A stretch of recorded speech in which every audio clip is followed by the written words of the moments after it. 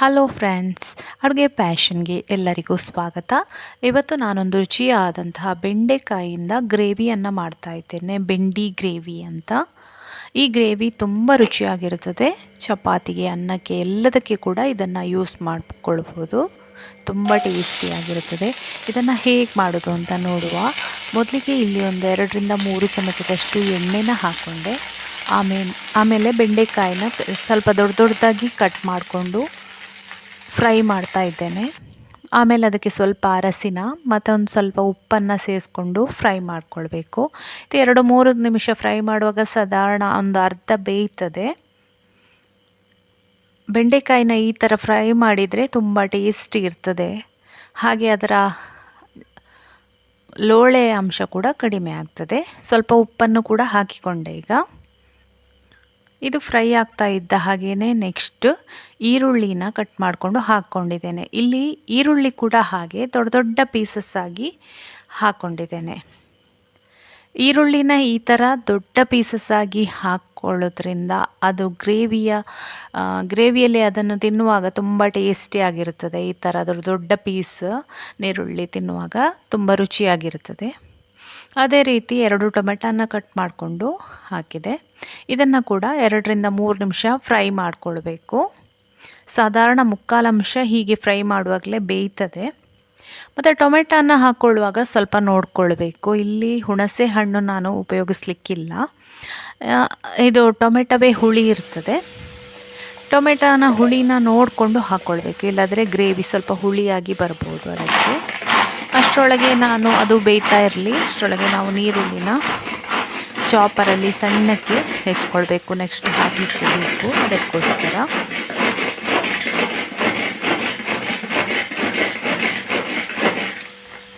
ಈ ಚಾಪರಲ್ಲಿ ಚಾಪ್ ಮಾಡೋದ್ರಿಂದ ತುಂಬ ಸಣ್ಣಕ್ಕೆ ಕಟ್ ಮಾಡಲಿಕ್ಕೆ ಬೇಗನೆ ಆಗ್ತದೆ. ಕೂಡ ಕೈಗೆ ಕೂಡ ಎಕ್ಸಸೈಸ್ ಆಗ್ತದೆ.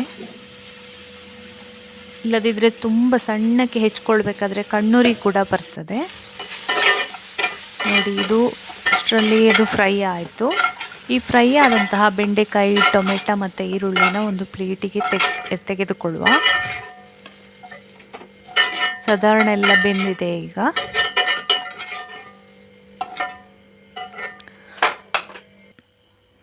ನೆಕ್ಸ್ಟ್ ನಾವೊಂದು ಗ್ರೈಂಡ್ ಮಾಡಿಕೊಳ್ಳಿಕ್ಕೆ ಇದೆ.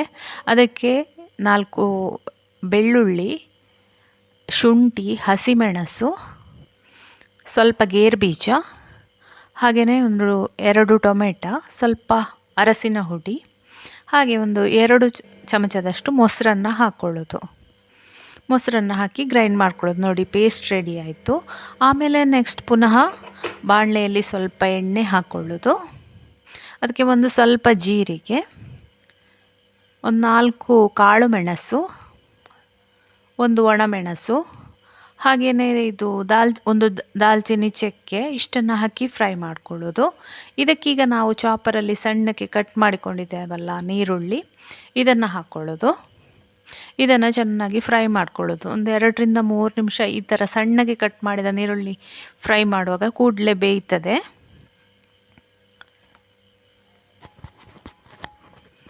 ಈ ಫ್ರೈ ಮಾಡ್ತಾ ಇರುವಾಗ ಆನಿಯನ್ಗೆ ಇನ್ನೂ ಇದಕ್ಕೆ ಸ್ವಲ್ಪ ಮಸಾಲೆಗಳನ್ನು ಆ್ಯಡ್ ಮಾಡಲಿಕ್ಕಿದೆ.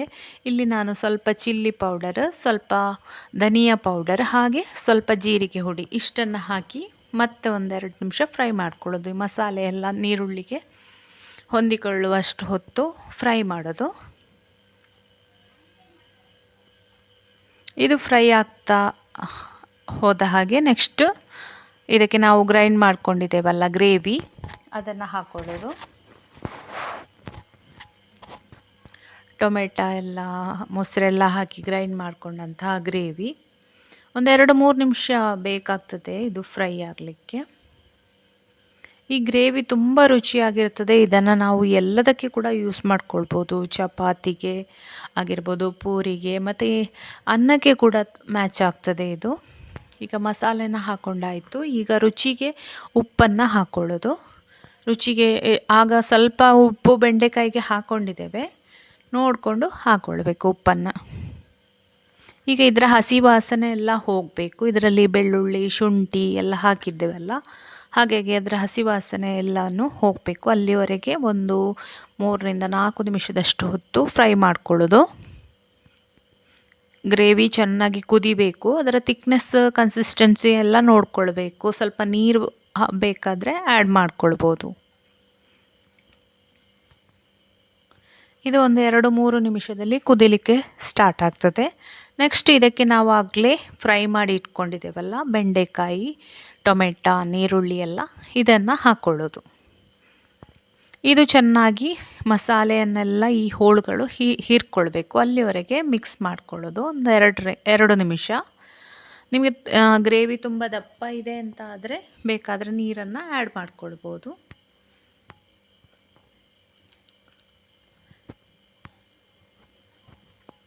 ಇದು ಕುದೀತಾ ಇದ್ದ ಹಾಗೇ ನಮ್ಮ ಸೂಪರಾದ ಟೇಸ್ಟಿಯಾದ ಬೆಂಡೆಕಾಯಿ ಗ್ರೇವಿ ರೆಡಿ ಆಯಿತು. ಇದಕ್ಕೊಂದು ಹಸಿಮೆಣಸನ್ನು ಹಾಕ್ಕೊಂಡೆ. ಬೇಕಾದರೆ ನೀವು ಕೊತ್ತಂಬರಿ ಸೊಪ್ಪು ಆ್ಯಡ್ ಮಾಡ್ಕೊಳ್ಬೋದು. ಈಗ ನೋಡಿ, ಸೂಪರಾದ ಟೇಸ್ಟಿಯಾದ ಬೆಂಡಿ ಗ್ರೇವಿ ರೆಡಿ ಆಯಿತು. ಇದನ್ನು ನೀವು ಚಪಾತಿಗೆ ಎಲ್ಲದಕ್ಕೂ ಬಳಸ್ಕೊಳ್ಬೋದು. ತುಂಬ ರುಚಿಯಾಗಿರ್ತದೆ. ಇಲ್ಲಿ ನನಗೆ ಸ್ವಲ್ಪ ದಪ್ಪ ಅನ್ನಿಸೋದಕ್ಕೆ ಸ್ವಲ್ಪ ನೀರು ಹಾಕಿ ಮತ್ತೆ 1 ನಿಮಿಷ ಕುದಿಸಿಕೊಂಡೆ.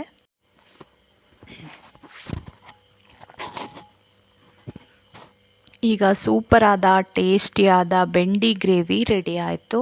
ಇದು ತಿನ್ನಲಿಕ್ಕೆ ತುಂಬ ಟೇಸ್ಟಿಯಾಗಿರ್ತದೆ. ನೀವು ಹೋಟೆಲಲ್ಲೆಲ್ಲ ಹೋಗಿ ನಾವು ಪಾಲಕ್ ಪನ್ನೀರ್ ಆಗಿ ಬೇರೆ ಬೇರೆ ಗ್ರೇವಿ ಎಲ್ಲ ಹೋಟೆಲಲ್ಲಿ ತಿಂತೇವೆ. ಅದಕ್ಕಿಂತಲೂ ಇದು ಎಷ್ಟೋ ಟೇಸ್ಟಿ. ಹಾಗೆ ಮನೆಯಲ್ಲಿ ಮಾಡಿದ್ದು ತುಂಬ ಹೆಲ್ದಿಯಾಗಿರ್ತದೆ.